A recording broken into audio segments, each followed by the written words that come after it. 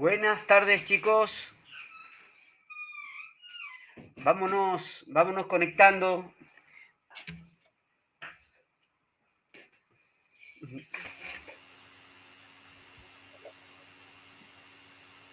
Bueno, quiero avanzar.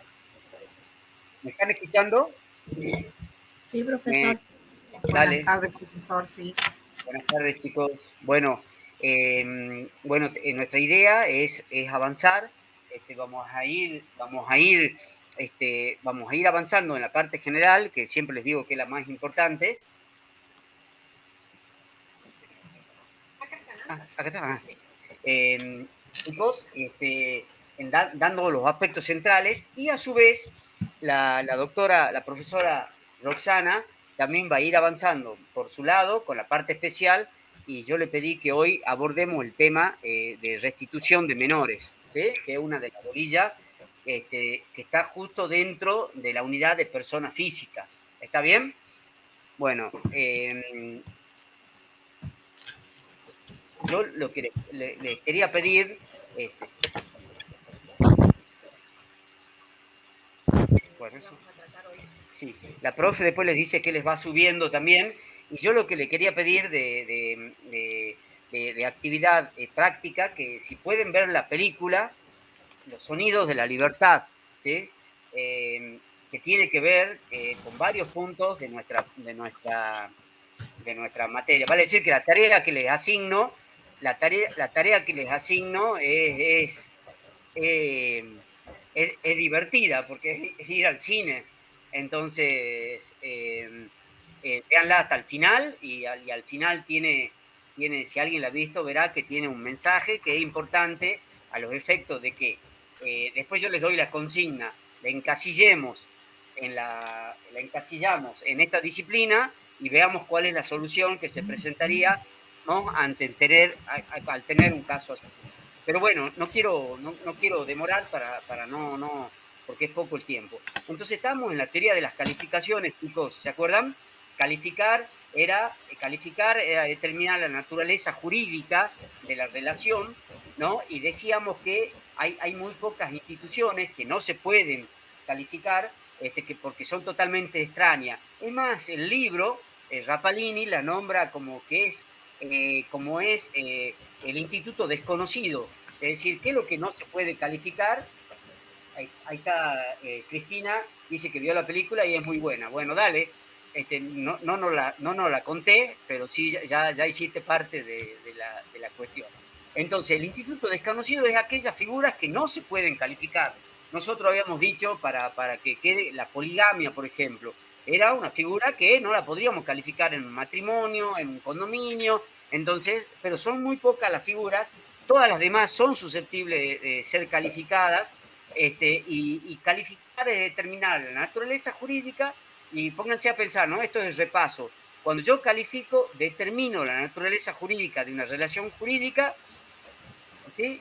Y según esa naturaleza jurídica me va a dar el punto de conexión y según ese punto de conexión me va a disparar el derecho llamado regir. ¿Se entiende, no es así? Entonces yo le digo a la profesora, acá la profesora Roxana, le digo, si me muero te regalo mi reloj. Entonces fíjense, es casi un testamento o una donación supeditada a la muerte de una persona. Supongamos yo estoy en otro país, muero en otro país, y ahí, ¿qué es lo que vamos a tener que calificar? ¿Cuál es la figura esta? ¿Es un contrato? ¿Es una donación?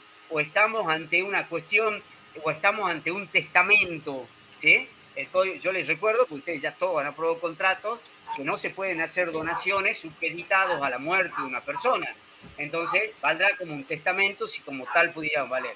Entonces, de acuerdo a esa figura que acabo de decir, estaríamos diciendo, no, lo que el profe ha hecho es un testamento. Y ahí, a partir de ahí, que yo califique en un testamento, ya tendré que, me disparará la ley aplicable, o último domicilio del causante, o lugar de celebración donde hice el testamento. ¿Se entiende, no?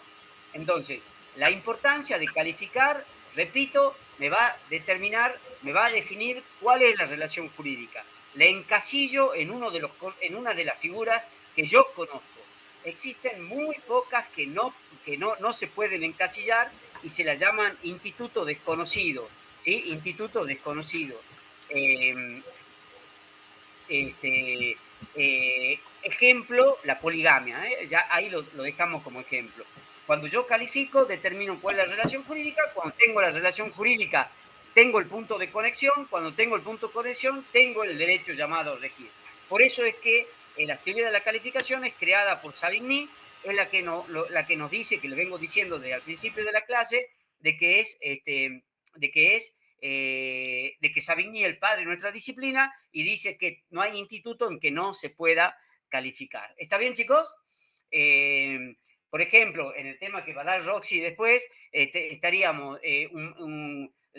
papá y mamá se separaron, papá, no te tengo que expoliar, papá le dice a mamá, me llevo los hijos a que conozcan, a que conozcan a Europa, se va a Europa con los hijos y desde Europa le manda y le dice a mamá, mira, los hijos se van a quedar acá, ¿me entienden?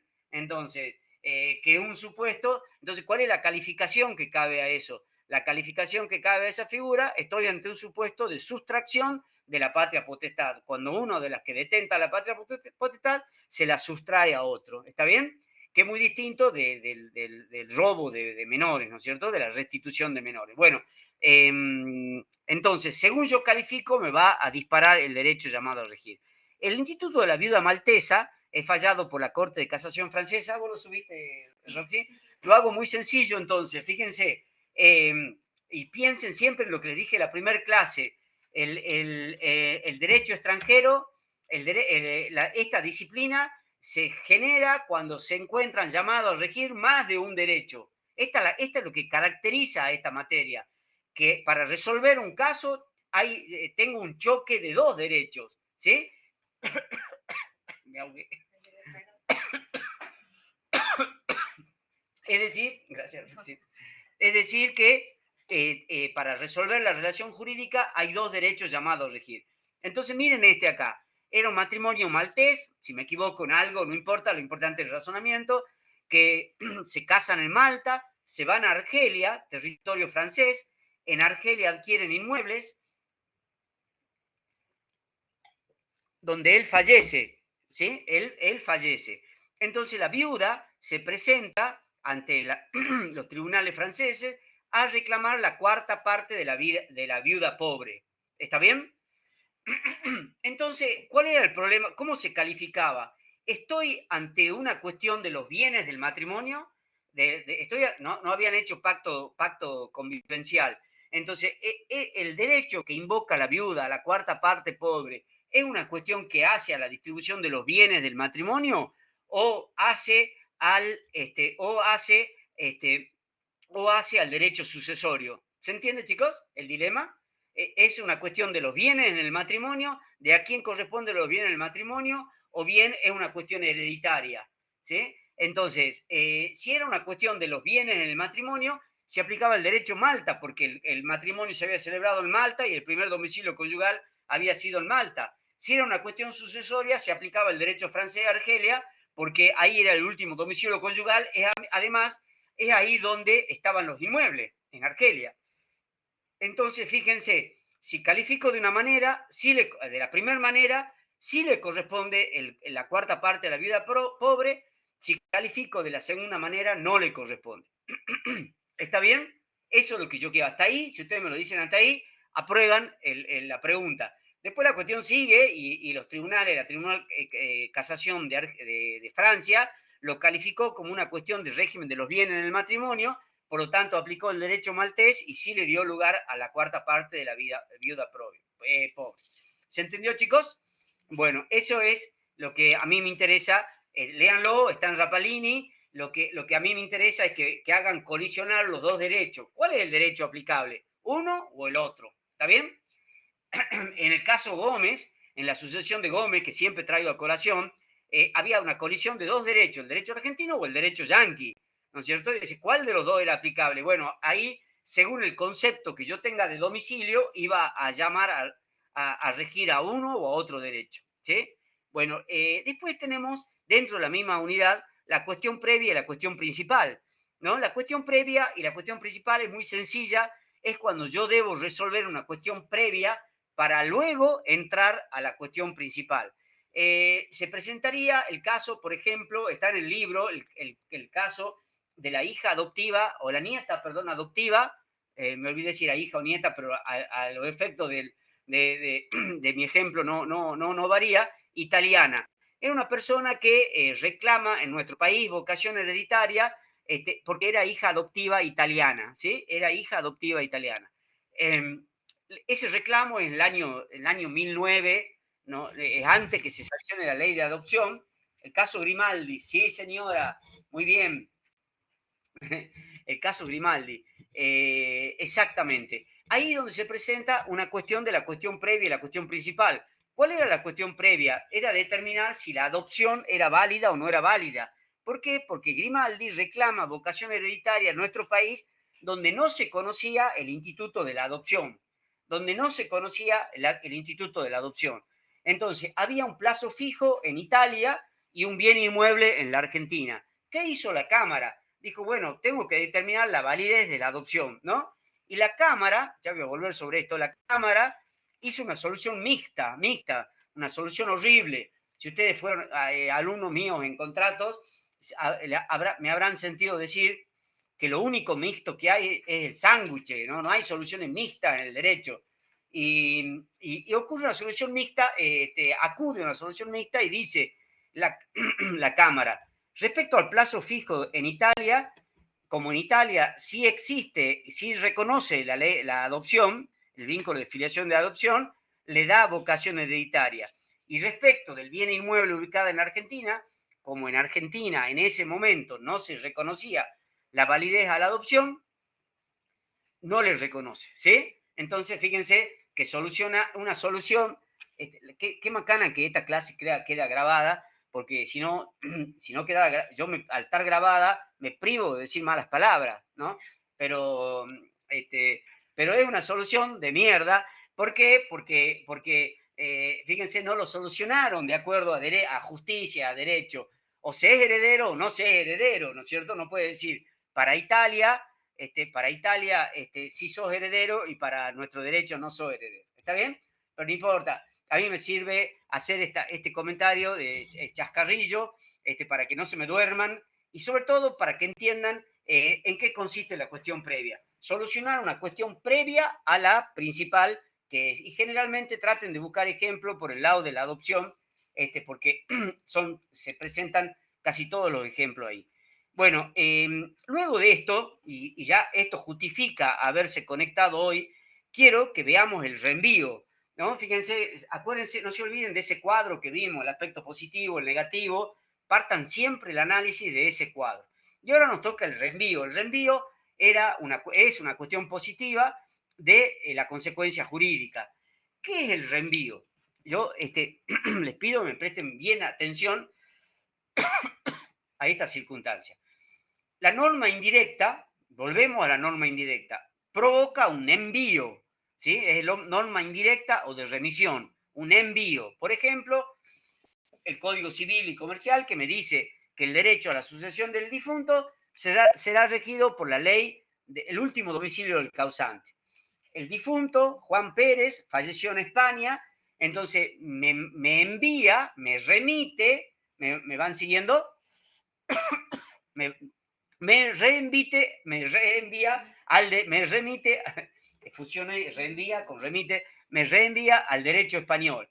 En el derecho español, supongamos que acá yo trabajo con Roxana y me trae, mirá, profe, acá te traigo el Código Civil Español, donde encontramos otra norma indirecta que dice que en el caso de la sucesión del difunto se regirá por el derecho de la nacionalidad del difunto. ¿Se entiende, chicos?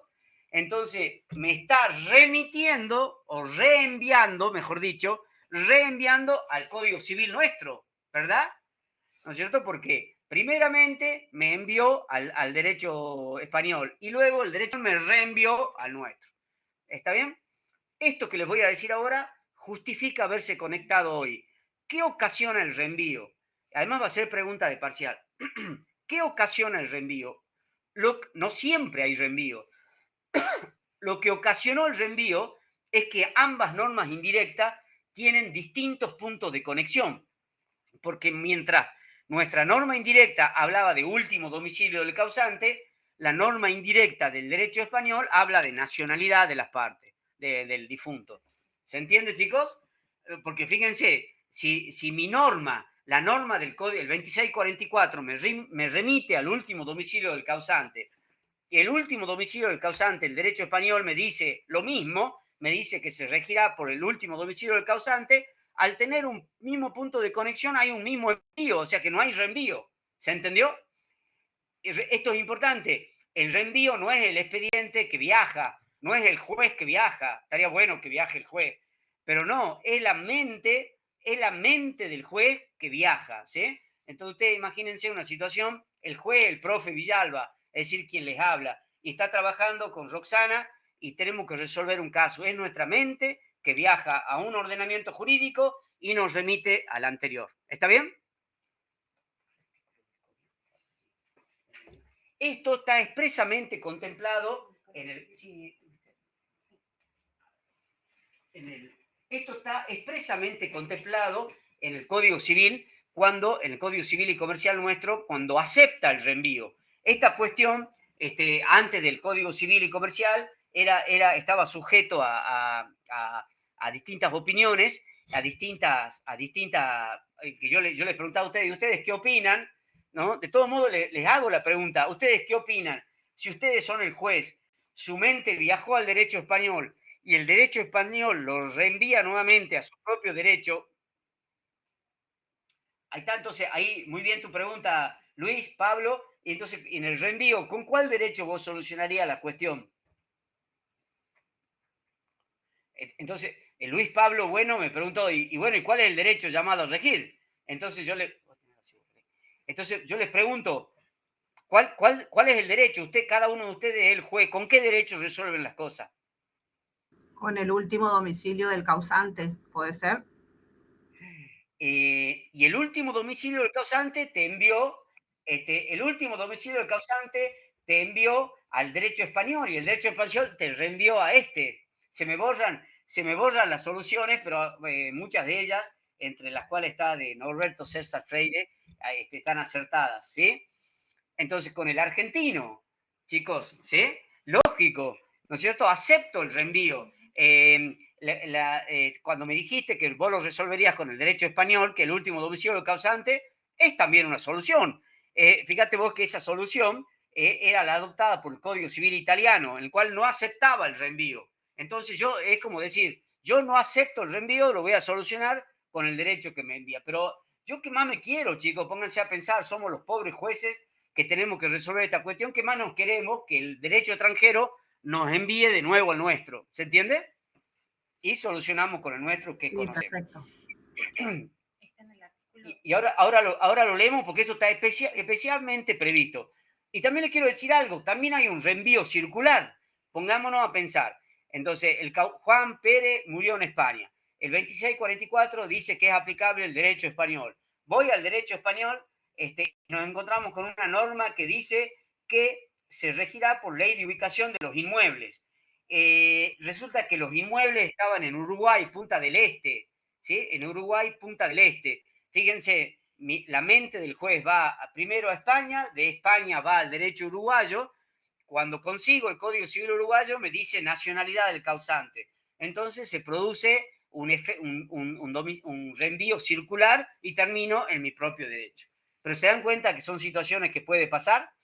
A ver, Roxy, ¿podés leer cuál es el artículo? Sí, el artículo es el 2596 del Código Civil y Comercial de la Nación. Dice reenvío. Cuando un derecho extranjero resulta aplicable a una relación jurídica, también es aplicable el derecho internacional privado de ese país. Si el derecho extranjero aplicable reenvía al derecho argentino, resultan aplicables las normas del derecho interno argentino.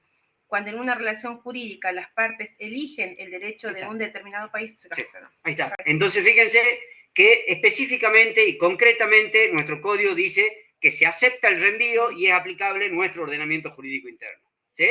No está a modo de abrirle las cabezas a ustedes, también les digo, el Código Civil italiano no aceptaba el reenvío, y por lo tanto iba a tener que solucionar, como aquí me dijo la señora, con el último domicilio del causante. ¿Está, chicos?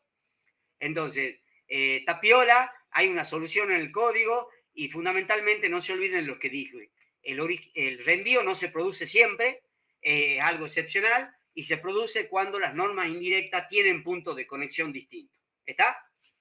Reconozcan que nunca en su vida tuvieron una materia así. Por eso ¿no?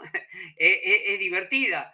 Por lo menos para mí, yo me estoy divirtiendo a los indios, no sé ustedes.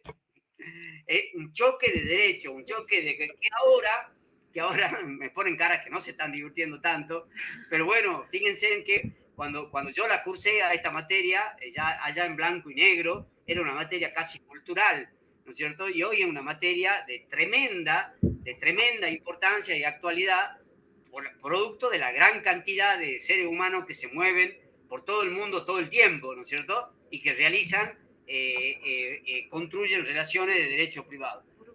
Sí. Burgos, Hugo, Orlando, ¿quiere despedirse?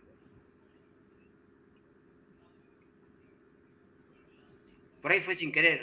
Estás muteado. Sí, no se escucha. Hola, ¿me escucha, doctor? Sí.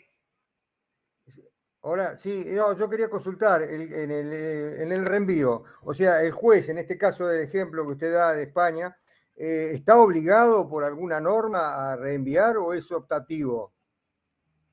No, está obligado por nuestra norma, pero Hugo, no te olvides, sí, estoy obligado a ir al derecho extranjero, ¿sí? Y el derecho Correcto. extranjero me vuelve a mi derecho. ¿Está bien? ¿Pero lo vuelve obligado también? ¿Está obligado a devolverlo o puede resolverlo él?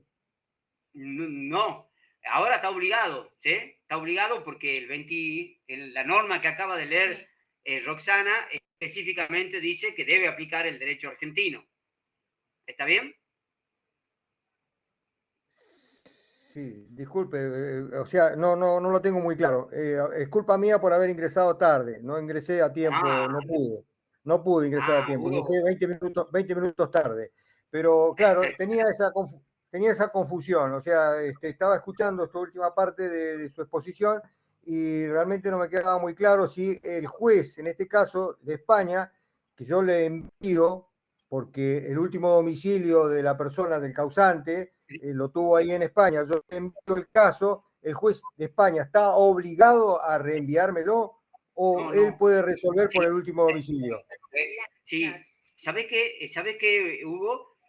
No ¿Sí? se trata de una cuestión de, está muy buena tu pregunta porque me sirve a mí para explicar, no se trata de una cuestión de competencia o incompetencia, ¿sí? Acá se trata de, claro, acá se trata de un juez argentino, nosotros, vos ¿Sí? sos el juez, que tiene que resolver quiénes son los herederos de Juan Pedro. Entonces tu mente te llevó, porque el código te llevó al derecho español, pero es un juez argentino aplicando el derecho español. Pero el derecho español tiene otra norma que te vuelve a traer a nuestro derecho. ¿Se entiende?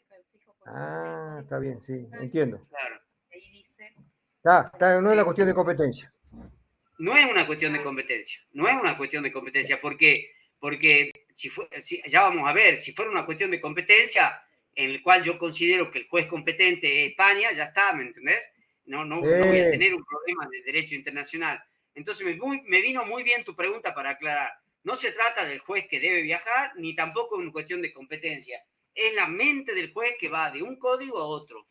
¿Sí? Miren, Perfecto, doctor. yo tengo el Código Civil argentino, pasa que no salgo ni en pantalla. Yo tengo el Código Civil. Acá a mi lado está la profe Roxana con el Código Civil español. Entonces, es mi mente que va al Código Civil español porque me manda el 2644 y el Código Civil español que me reenvía al Código Civil nuestro. ¿Se entiende? Sí, perfecto, clarísimo. Bueno, y Gracias. eso hasta podría ser circular. Y ahora lo que dice el código es que se debe aceptar el reenvío y solucionarlo con nuestro código. ¿Está bien? Con nuestro claro. Y yo antes, si no existiría la norma, que Norberto me la puso, 2596, si no existiría esa norma, yo también, la norma esta existe desde el año 2015, yo también les estaría diciendo a ustedes, chicos, aceptemos el reenvío, porque ¿qué más me quiero? ¿Me entienden? Soluciono el caso con el derecho que yo conozco. ¿Está bien? Bueno, quiero pasar a la aplicación del derecho extranjero, que es la unidad número 8. Bolilla central, pero muy sencilla, ¿sí? Muy sencilla esta bolilla. Entonces, la aplicación del derecho extranjero. Hay dos sistemas, chicos, para aplicar el derecho extranjero. Porque todo muy lindo. Fíjense cuando se dice, cuando todo muy lindo, cuando yo les digo en la primera clase, un juez argentino debe aplicar el derecho extranjero. Ahora, ¿cómo lo aplico? ¿Cómo? ¿Me entienden? Bueno, existen dos sistemas, chicos, dos sistemas. Uno, que considera el derecho extranjero como derecho, ¿sí? Como un derecho, como el derecho local, en virtud del cual el juez argentino está obligado a aplicar el derecho extranjero, ¿sí? Es lo mismo que un juez argentino está obligado a aplicar el Código Civil, ¿sí? ¿Está bien, chicos? Entonces, esta unidad es, si esta fuera una clase de matemática, es ¿cuánto es 2 más 2? ¿Cuánto es 1 más 1? Esta unidad es central. Entonces, esta solución que equipara al derecho extranjero como al derecho local y que ordena al juez que lo aplique de oficio, es la receptada por nuestro código. Ya vuelvo sobre esto. El siguiente sistema, chicos, el siguiente sistema es la que equipara al derecho extranjero como a un hecho, y que por lo tanto debe ser probado. ¿Entienden? Entonces, fíjense, hay dos sistemas, no hay 72 sistemas, hay dos sistemas. ¿Sí? Vélez Sarsfield, nuestro querido Vélez Sarsfield, que ustedes ya estudiaron sin Vélez Sarsfield en general, Vélez Sarsfield, fíjense, Vélez Sarsfield, autor del código que comenzó a regir en 1871, ¿sí? Vélez, un crack, bastante se las arregló, consideró al derecho extranjero como un hecho y que por lo tanto, quien solicitaba la aplicación del derecho extranjero debía solicitarlo, ¿se entienden?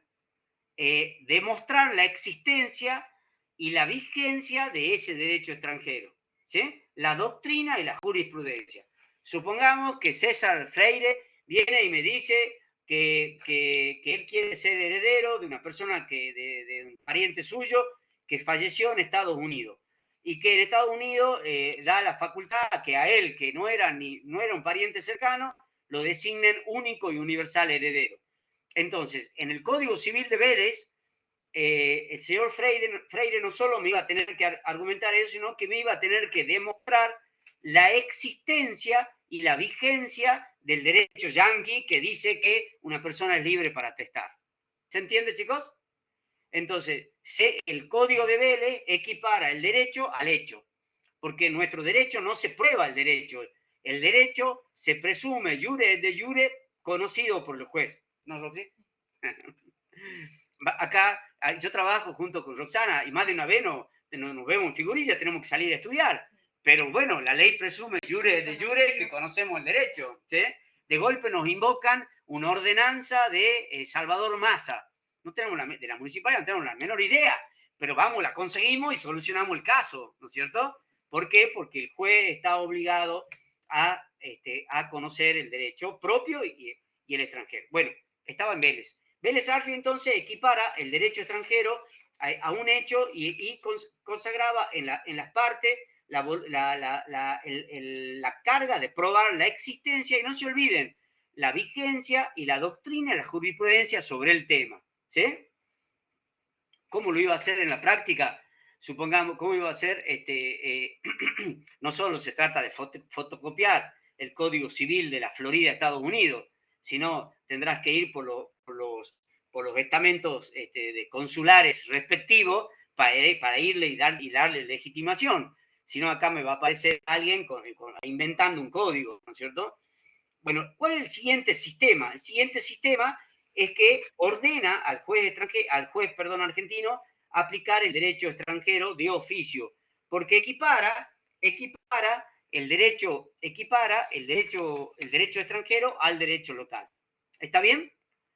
Este es el sistema aceptado por el Código Civil y Comercial, porque lógicamente ahora para un juez le es mucho más fácil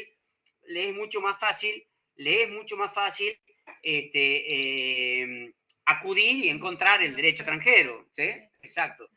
Con un teléfono, por un fax, por un mail, yo me puedo vincular con todo el mundo y establecer cuál es el derecho extranjero. ¿Cuál es el Código Civil? ¿Cuál es la solución que consagra el Código Civil? La solución que consagra el Código Civil en el artículo 2595, que ya vamos a ir desmenuzando, es la primera, la que considera al derecho extranjero como un derecho y el juez debe aplicarlo de oficio. Sin perjuicio de ello, el código abre una ventanita para que las partes también lo invoquen y lo prueben. ¿Está bien, chicos? Pero pesa la obligatoriedad del juez argentino de aplicar el derecho extranjero aún de oficio, aunque nadie se lo pida. ¿Cuál es la pregunta de examen que voy a hacer ahí? ¿Y qué decía el Código de Vélez? El Código de Vélez consideraba el derecho extranjero como un hecho y por lo tanto debía ser probado. Leamos el 2596. César, estás con código, creo, ahí, ¿no? Sí. ¿Querés leerlo, por favor, al 2596? 2595. Aplicación del derecho extranjero cuando un derecho extranjero resulta aplicable. A. El juez establece su contenido y está obligado a interpretarlo como lo harían los jueces del Estado a que ese derecho pertenece, sin perjuicio de que las partes... Perfecto. Sí. Ahí te interrumpo. Sí. Hugo Orlando Burgos, ¿ves cómo te digo? Ahí se trata un juez argentino aplicando el derecho español. Y como nos acaba de leer César, como lo haría un juez español. Sí. Seguimos, por favor. Claro, correcto, sí. Sin perjuicio de que las partes puedan alegar y probar la existencia de la ley invocada. Si el contenido del derecho extranjero no puede ser establecido, se aplica el derecho argentino. ¿Sigo? B. Si existen varios sistemas jurídicos... Te interrumpo. Sí. Miren ustedes ahí, ¿no? La puerta que abre el código. Entonces, siempre remítanse a mi primer clase. Este es un derecho, esta materia es conflicto de ordenamiento jurídico, ¿no es cierto? Entonces, el juez argentino debe aplicar el derecho extranjero.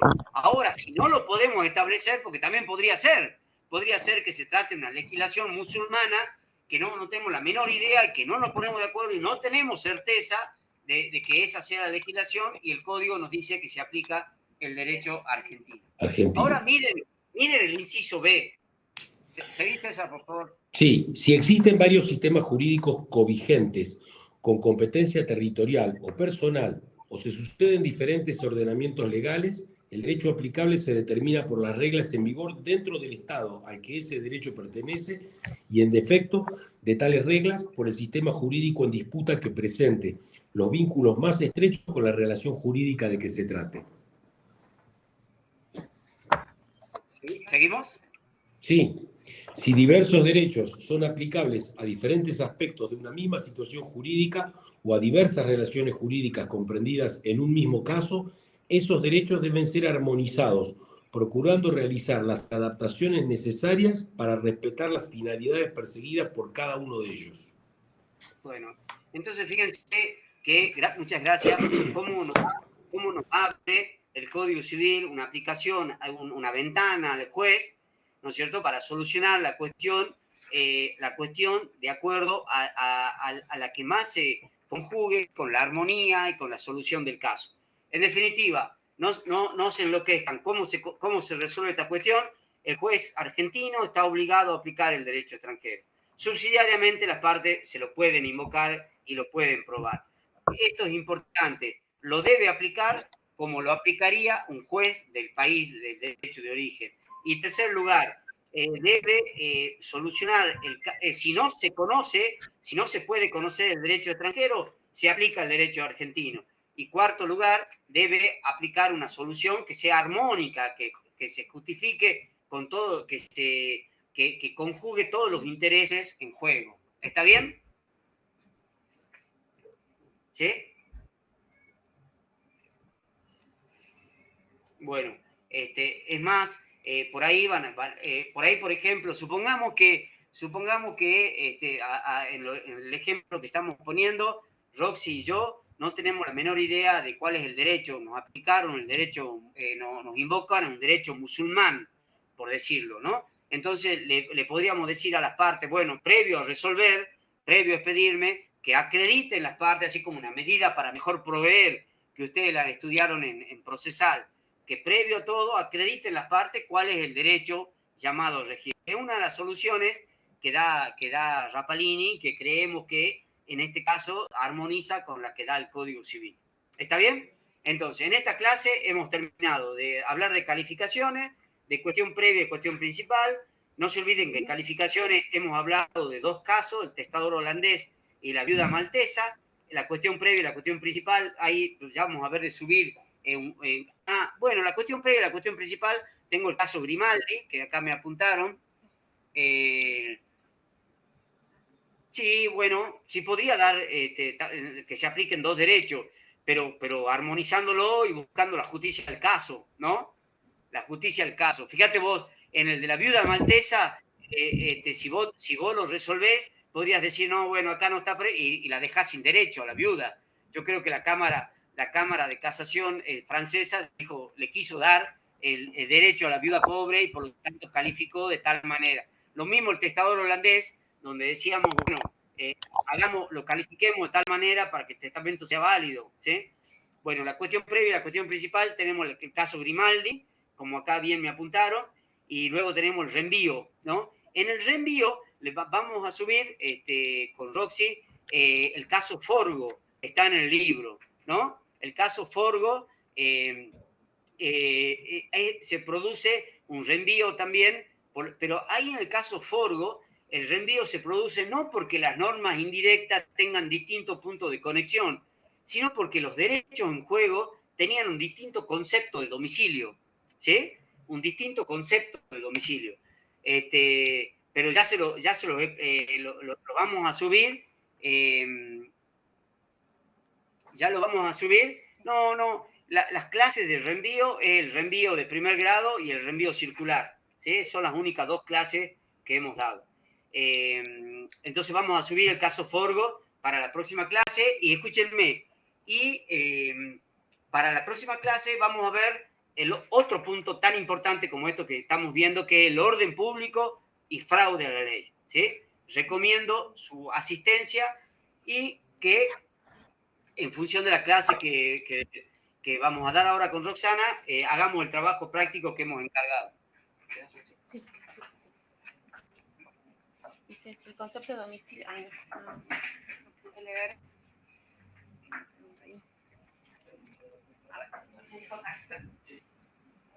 Bueno, continuando chicos con lo que es las personas físicas, tal como dijo el doctor, yo en esta clase voy a hablar sobre un tema, ¿no es cierto? A ver, la pregunta, no puedo leer la pregunta.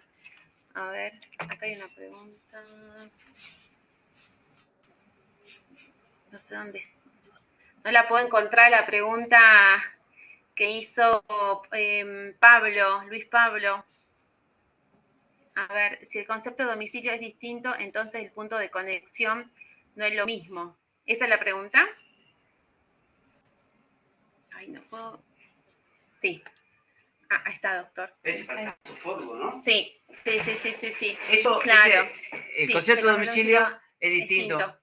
Entonces Claro. el punto de conexión no es lo mismo. ¿Está bien? Sí. Está bien. Eso es lo que vamos a hacer en el caso que vamos a dejar, que vamos a subir. Sí. Pero está bien el razonamiento de Luis Pablo. De Luis Pablo, perfecto. Gracias. Bárbaro. Bueno, les decía de que lo voy a subir, como estoy subiendo todo, el caso práctico, lo que dijo el doctor, que vean la película que el doctor recomendó, que tiene relación un poco con lo que yo les voy a hablar esta clase, que es el tema de la sustracción internacional de niños, continuando, ¿no es cierto? Ahí lo van a encontrar en unidad 10, continuando con este tema que venía dando el doctor de las personas jurídicas. En esta unidad, en la unidad 10, lo que van a encontrar, chicos, son los conceptos de restitución, también tráfico, que tiene relación con lo que se refiere el doctor en la película. También vamos a hablar de lo que es la retención ilegal. También van a encontrar términos como localización y también el derecho de visita. La restitución, ¿no es cierto? Cuando hablamos de restitución internacional de menores, se refiere cuando se da un traslado o una retención ilícita de un menor de un estado parte a otro, ¿no es cierto?, con violación de lo que son los derechos de custodia recaídos sobre la persona que está legítimamente acreditada para su ejercicio. Acá es importante, y nos vamos a remitir nuevamente a lo que vimos en las primeras clases, que son el cumplimiento por parte de los estados de las convenciones y los tratados internacionales a los que se obligan. Ahí les voy a comentar cuál es la normativa aplicable en un caso de sustracción internacional de niños, y van a ver cómo los estados tienen y se ven obligados a dar cumplimiento respecto, ¿no es cierto?, cuando son requeridos por la sustracción de un menor. ¿Cuáles son las normativas que tenemos? Ustedes van a ver que en las normativas que les voy a referir van a encontrar que específicamente se establece cuando estamos frente a una sustracción internacional de niño. Tenemos 3 normativas a aplicar, lo van a encontrar en el artículo 2642 del Código Civil y Comercial de la Nación, que habla específicamente de las retenciones y la sustracción de menores. Dice en materia de desplazamiento, retención y sustracción de menores de edad que den lugar a pedidos de localización y restitución internacional, rigen las convenciones vigentes y fuera de su ámbito de aplicación, los jueces argentinos deben procurar adaptar el caso, los principios contenidos en tales convenios, asegurando el interés superior del niño. Ahí van a ver que dice el juez competente que decide sobre la restitución de una persona menor de edad, debe supervisar el regreso seguro del niño o adolescente, fomentando soluciones que conduzcan al cumplimiento voluntario de tal decisión.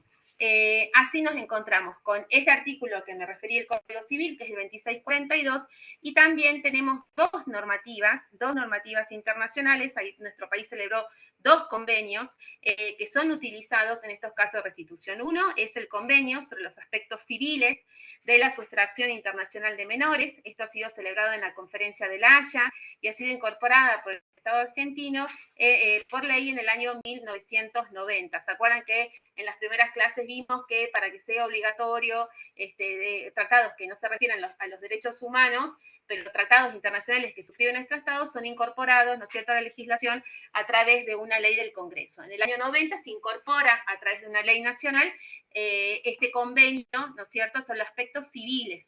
Ahí no es casualidad que se refiera a la Convención de La Haya respecto a que solamente son aspectos civiles de este tipo de conflictos, sustrayéndolo totalmente de lo que es el ámbito penal. Y otra convención importante al respecto es la Convención Interamericana sobre la Restitución Internacional de Menores, que esto ya es en el ámbito, ¿no es cierto?, del ámbito interamericano, que fue incorporado también por ley nacional en el año 2011.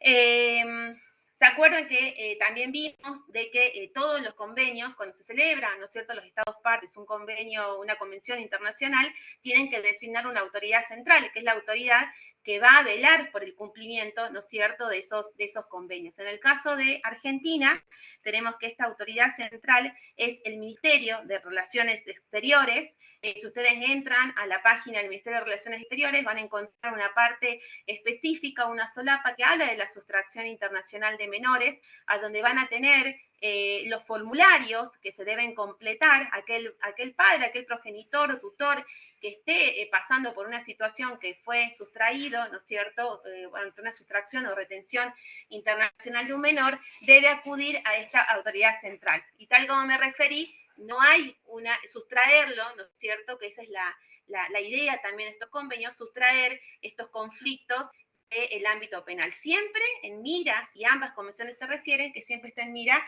el interés superior del niño, que está establecido en la Convención de los Derechos del Niño, y que también en las primeras clases nos referimos a la constitucionalización del Código Civil, que hablamos de la recepción de los derechos humanos. La segunda norma, la segunda convención a la que me referí es la Convención Interamericana sobre Restitución Internacional de Menores, que fue incorporada. Después yo se las voy a mandar el material ahí a donde voy subiendo, chicos, el material, ahí se los voy a poner. Esta fue recepcionada específicamente claro, en la tercera, porque dije primero el artículo del Código Civil, exacto, que es el 2642, después la Convención de la Haya, y después la Convención Interamericana sobre Restitución Internacional de Menores. Estas dos últimas, las que me referí, serían en el ámbito, ¿no es cierto?, en el ámbito internacional, y también van a encontrar, y está en el libro de Rapalini, que hay un instrumento de carácter bilateral que ha sido celebrado entre Argentina y el Estado uruguayo en el año 1981, que es el Convenio Argentino-Uruguayo sobre Protección Internacional de Menores, pero que es del año 81, y yo le dije que ya en el 2001 se recepciona esta Convención Interamericana. Lo que ustedes van a encontrar en la jurisprudencia hoy es que se aplica esta última convención, ¿no es cierto? Si tenemos un caso de un padre que está requiriendo sobre la restitución de su hijo que está en Uruguay, ¿no es cierto?, por una retención ilegal, lo que se va a aplicar es la convención esta interamericana, porque también está suscrito por el Estado uruguayo. Me pareció importante destacarle eso, que pueden ingresar a la página del Ministerio de Relaciones Exteriores, donde están los formularios. Esto que lleva, chicos, a que se desaconseja también, y esto lo van a encontrar en comentarios que hay sobre la doctrina, se desaconseja realizar una denuncia penal, porque todo este procedimiento que ustedes lo van a encontrar tanto en la Convención de la Haya como en la Convención Interamericana de Sustracción, se refiere a solucionar el conflicto en mira al interés superior del niño. Es más, en un primer momento lo que se pide es que la autoridad central, es decir, la autoridad consular, que recibe este formulario, supongamos que Argentina recibe una petición de restitución de un menor que se encuentra en nuestro estado, lo primero que hace la autoridad consular, es decir, el consulado, la autoridad, perdón, central, que en este caso es el consulado, es tratar de llegar a una solución componedora. En muchos casos se aplica la conciliación, esto también se hace con otros países, a fines de sustraer, ¿no es cierto?, y no llevar todavía el conflicto a la justicia, es decir, a un juez de familia, donde ya sabemos de que se puede también pedir la declaración del menor. Primero, lo que se busca es una solución componedora, se pide al padre requirente, se autoriza a la autoridad central, es decir, al consulado, a poder comunicarse con el progenitor que tiene retenido el menor y buscar una solución componedora. Esto siempre es y cuando tengamos, ustedes van a encontrar que se refiere también los convenios a la localización, que es cuando sabemos en qué país y a dónde se encuentra específicamente el menor. En caso que no tengamos la localización, ¿qué les parece? ¿Quién es la autoridad, no es cierto? ¿A quién vamos a pedir esta localización? En nuestro caso, la autoridad central en la República Argentina lo va a pedir a Interpol. Interpol es el organismo encargado, ¿no es cierto?, de localizar a las personas. Porque si yo no tengo localizado el menor, no sé dónde está este menor, no voy a poder iniciar el proceso de restitución. Una vez que es localizado por la Interpol, comienza, ¿no es cierto?, este proceso de restitución. Como les digo, primero tiene una fase administrativa, y en esta fase administrativa, que es a través de conversaciones, se le explica al padre, ¿no es cierto?, al progenitor que retiene el menor, de que cuáles van a ser las consecuencias en caso que no acceda a proceder a la restitución del menor al país donde el menor tenía su residencia, se le explica cuáles son las consecuencias, y se le da un plazo de 10 días, esto también lo van a encontrar, es notificado por un plazo de 10 días para llegar a una solución. Si no se llega a una solución en ese término, lo que se hace es judicializar. ¿Cómo judicializamos un tema de retención, un pedido de restitución internacional menor? Se presenta ante un juez de familia, y ahí es donde a donde nos preguntamos, ¿no es cierto?, cuál es la normativa que va a aplicar, ¿no es cierto?, el juez de familia. Lo que el juez de familia va a tener el artículo 2642 del Código Civil al que me referí, que tiene en miras, siempre llegar a una solución en miras al interés superior del niño, y ver cuáles son los estados que se están disputando, cuál es el estado requiriente y el estado requerido, y cuál sería la convención aplicable. Puede ser la Convención de La Haya, o puede ser la Convención Interamericana a la que me referí. Sí, les quería hacer referencia a que hay un cambio, si ustedes lo advierten, en cuanto a la terminología. En el año 1980, que es cuando se celebra la Conferencia de La Haya, el convenio se llama Convenio sobre Aspectos Civiles de la Sustracción Internacional de Menores. Específicamente le ponen aspectos civiles con la intención de sustraerlo de lo que puede ser una cuestión del ámbito penal. Y luego, en el ámbito interamericano, específicamente dice Convención Interamericana sobre restitución internacional de menores. Se reemplaza el término sustracción, que estaba en el convenio de La Haya, por el término de restitución, que evidencia más la finalidad, ¿no es cierto?, que persigue este convenio, que apunta a una restitución y también a una idea componedora, y que sea acordado entre los países para la restitución de este menor, siempre en miras, como les dije, al interés superior al niño. Estoy con el tiempo justo, dejo para la próxima clase los 2 fallos que tenía para comentarles, se los voy a subir para que lo puedan leer. Hay uno que salió la semana pasada, que es de la Corte Suprema de Justicia de Buenos Aires, que creo que va a llegar a la Corte Suprema de Justicia de la Nación. Y lo que ustedes van a ver en términos generales en ambos convenios es que un Estado que recibe un pedido de restitución de un menor, de restitución internacional menor, no puede negarse a efectuar esa restitución si estamos frente, ¿no es cierto?, siempre que estemos frente a una retención ilegal. Los propios convenios establecen en sus artículos cuándo estamos frente a una retención ilegal. Se tienen que dar 2 supuestos, un supuesto jurídico y un supuesto fáctico. El supuesto jurídico lo van a encontrar, se refiere a la infracción, o sea, hay una infracción al derecho de custodia legalmente atribuido a una persona, una institución o organismo.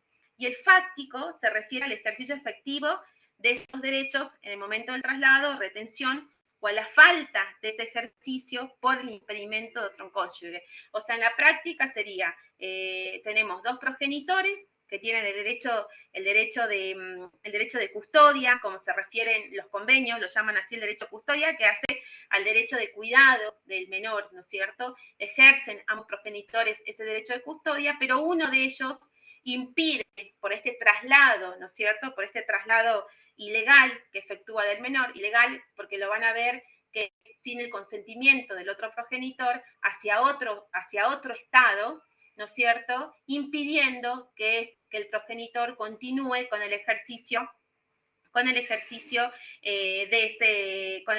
esos derechos por este traslado. Vamos a ver también de que, como yo me refería, el supuesto fáctico es cuando impide, ¿no es cierto?, el ejercicio efectivo de ese derecho de custodia, ya sea le impide el ejercicio de derecho de custodia por el otro cónyuge, o también que venía ejerciendo efectivamente en el momento del traslado ese derecho de custodia, porque puede ser que ambos progenitores podría el impedimento puede ser necesario. Perdón, no entendí la pregunta. Ay, a ver. No sé qué apreté, chicos. Ahí está. Ahí puedo ver, Luis, Sí, doctora, lo que le estoy consultando es que el impedimento podría ser necesario por el bien y el interés general del niño. Quizás si lo Eso es trasladan, una, podía... ¿Cómo? eso vos decís para proteger al Cor- menor, al niño Yo de lo alguna situación. protejo, no dejo que vuelva mi hijo a otro país para protegerlo de algún problema que podría llegar a tener si volviera al país con su madre o su padre. Yo me personalizo, pero el ejemplo no Sí.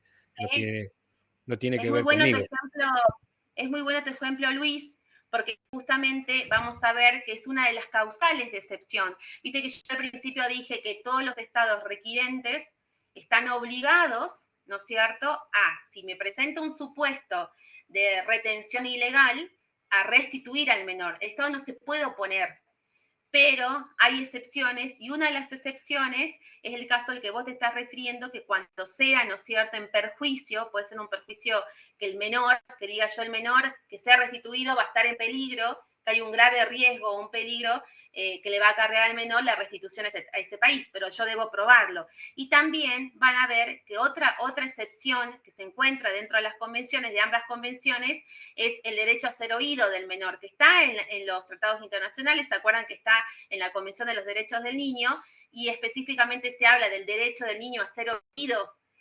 Van a encontrar ustedes casos, en estos casos de restitución, que cuando el niño presenta una madurez suficiente que se considera, ¿no es cierto?, por los jueces, que puede expresar que puede expresar su deseo, ¿no es cierto?, va a ser oído, y en el caso que el niño exprese que no quiere regresar, esto tiene que ser tenido en cuenta por el Estado requirente para oponerse, ¿no es cierto?, a esa restitución. Y justamente los dos casos que les voy a dejar en el material son casos en que uno es de la Corte Suprema de Justicia de la Nación, que se hizo una audiencia en donde las dos chiquitas fueron oídas, ellas manifestaron su deseo de no volver, y en otro caso, el otro caso que les voy a subir, que es el que le dije que se resolvió la semana pasada en la Corte Suprema de Justicia de Buenos Aires, hay una carta, y eso podemos discutir en la próxima clase a ver qué les parece, porque también este va a ser un caso que va a llegar a la Corte Suprema de Justicia. Es una carta que escribe el niño a los jueces pidiendo no ser restituido, ¿no es cierto?, al país, a España, donde él tenía su residencia habitual. También van a ver en estos casos la importancia de cuando el papá, que quiere hacer el reclamo de restitución, ambos convenios establecen que el plazo en el que debe hacer este reclamo de restitución internacional debe ser en el plazo de 1 año, es decir, de que se produjo el hecho, ¿no es cierto?, de desplazamiento y del traslado del menor, de haber transcurrido 1 año. Si pasó 1 año, ¿qué es lo que es también una causal de excepción? Porque ¿qué es lo que entienden ambos convenios? De que el niño, el menor, ya ha establecido, ¿no es cierto?, una residencia habitual en el Estado al cual ha sido trasladado. Y la idea siempre es no afectar al niño y resolver en miras al interés superior. Pero por supuesto que todo será en base a cada caso en particular. También deberíamos ver por qué el padre o el progenitor, ¿no es cierto?, no hizo el reclamo en el tiempo adecuado. Los casos que les voy a presentar también van a ver de que esto también urge una solución inmediata por parte de las autoridades, tanto administrativas como judiciales que se presentan en el caso, porque mientras más nos demoremos, van a ver ustedes en el caso que el niño ya empieza a tener en el estado al cual ha sido trasladado su ámbito de vida, empieza a ir a la escuela, a tener sus amigos, a mantener relaciones con sus pares, a tener su familia, su ámbito familiar, y esto va en perjuicio, ¿no es cierto?, también de poder cumplir con la obligación del Estado. ¿Se acuerda que vimos la Convención de los Derechos del Tratado, la Convención de Viena, que obliga al Estado a dar cumplimiento a los tratados internacionales? Y Argentina, al suscribir estos tratados, se obliga a que en caso de una retención ilegal, ¿no es cierto?, se debe restituir el menor al Estado requirente. Eso del plazo es muy importante, que el pedido tiene que ser dentro del año, y si pasado el año y recién el padre viene a pedir la restitución, van a ver que es una causal de excepción que puede invocar el Estado requirente. Le dejo los dos casos, se los voy a subir para que lo vean, es un tema muy interesante, lo hablábamos con el doctor hace un rato, porque hoy con la internacionalidad que tenemos en los trabajos, de que, bueno, ahí ya me refiero a lo que está preguntando Paola Yanina sobre el tráfico de menores, pero les quería decir que hoy estos casos de restitución de menores tienen mucha actualidad, porque tenemos un papá que puede estar trabajando en Argentina, se casaron ambos en Argentina, tuvieron los hijos acá en Argentina, pero el papá consigue trabajo en Uruguay, consigue trabajo en Brasil, y ahí se producen los traslados, puede ser por una visita, se lleva a los menores a Brasil por la visita y después no vuelven, ¿me entienden? O van a Uruguay.